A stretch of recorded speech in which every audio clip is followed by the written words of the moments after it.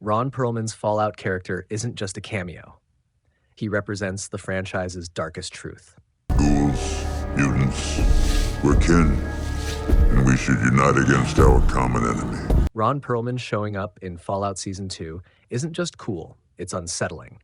Because this time he isn't standing outside the story, warning us about the world.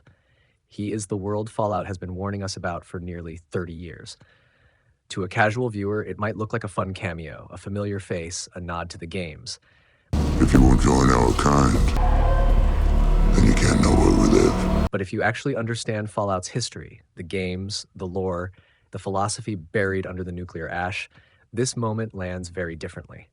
Ron Perlman was the first voice ever heard in Fallout, before you fired a weapon, before you left the vault. He told us that war never changes. And now, for the first time, he isn't narrating the aftermath. He's trapped inside it. As a super mutant, as a living consequence of humanity's obsession with control, purity, and forced unity. This isn't nostalgia. It's Fallout turning the camera back on itself and finally saying the quiet part out loud. The apocalypse didn't begin with the bombs. It began with the belief that humanity needed to be fixed. Fallout has always lied to people, but never dishonestly. It lies the way myths lie, by telling the truth too early and trusting you won't understand it until you've lived with the consequences. From the very first game in 1997, Fallout explains itself immediately. Ron Perlman tells you war never changes, and most players take that line at face value. Humans fight. History repeats. That's it. But Fallout was never really about war. It was about control. The bombs weren't the end of civilization. They were the final expression of it.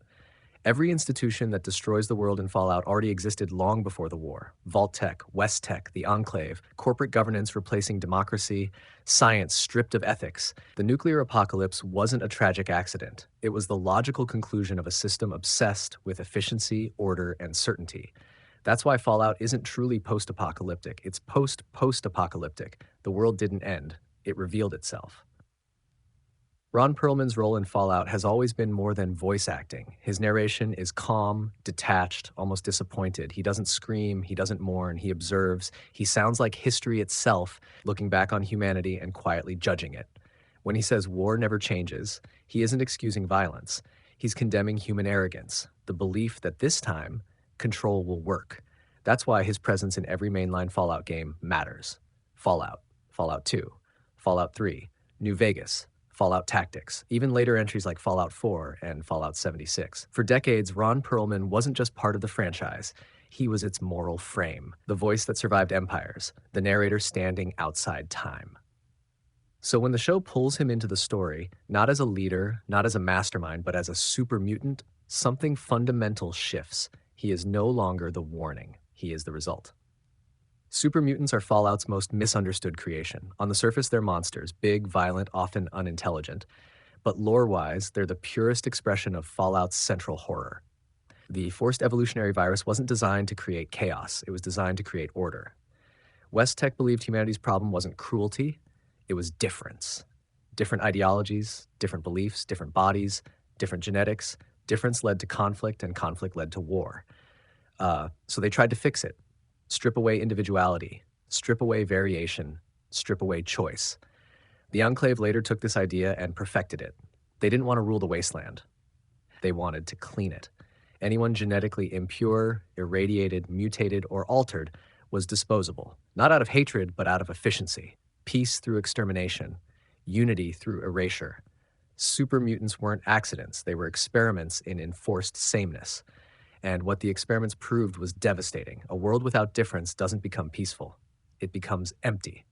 This idea wasn't introduced in the TV show. It's been there since Fallout's earliest days, especially through the franchise's first great antagonist, the Master. The Master is often remembered as insane, grotesque, or monster, but that's a misunderstanding. The Master wasn't wrong logically, he was wrong morally. He believed humans would always fight, always divide, always destroy themselves. So he proposed a solution. One race, one purpose, one future. No nations, no borders, no ideology, no choice. His super mutant army wasn't about domination. It was about ending conflict forever. The Master failed, not because his logic was flawed, but because his solution erased meaning. A world without difference has no reason to exist. Fallout has always argued that messy freedom is better than perfect control. And that brings us back to Ron Perlman's Super Mutant. Uranium. Bad for them. This character isn't random. He's intelligent, old, aware. That alone tells us something critical. Intelligent super mutants are rare in Fallout lore, and when they appear, they are dangerous, not because of their strength, but because they remember. They understand what was taken from them. They aren't animals. They're witnesses. That implies Ron Perlman's character is either first generation, dating back to pre-war or early post-war experiments, or part of an organized mutant force that survived long enough to develop memory, culture, and resentment.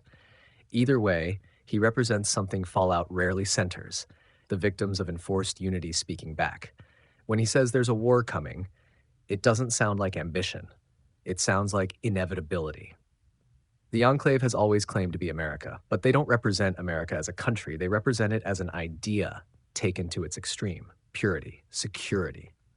They caused the apocalypse, then blamed everyone else for surviving it. In their worldview, the wasteland isn't tragic, it's inconvenient. So if Ron Perlman's super mutant is positioning the Enclave as a common enemy, that isn't revenge, it's reckoning. Fallout has always been about consequences catching up to systems that believed they were above them. This is where the show quietly becomes philosophical. Fallout asks a question most franchises avoid. What if peace is evil? Not violence, not chaos, peace. A peace that demands obedience, a peace that eliminates choice, a peace that requires erasing humanity to preserve order. Vault-Tec didn't experiment for curiosity. They experimented to engineer behavior. The Enclave didn't kill for cruelty. They killed for stability. Super mutants weren't created by accident. They were created because freedom is inefficient. And Fallout has always insisted that inefficiency is the price of being human. This is why Ron Perlman had to play this role. No other actor carries this weight. His voice built Fallout's myth. Now his body carries its cost. He embodies the lie of progress, the failure of unity, and the memory of what humanity sacrificed for order. If his character dies, it won't be meaningless.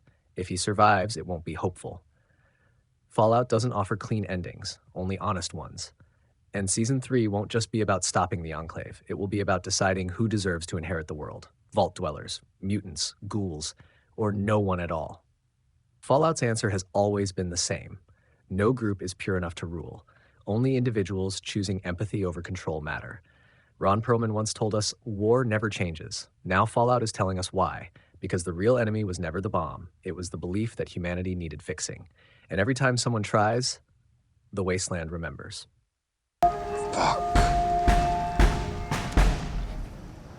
Hey,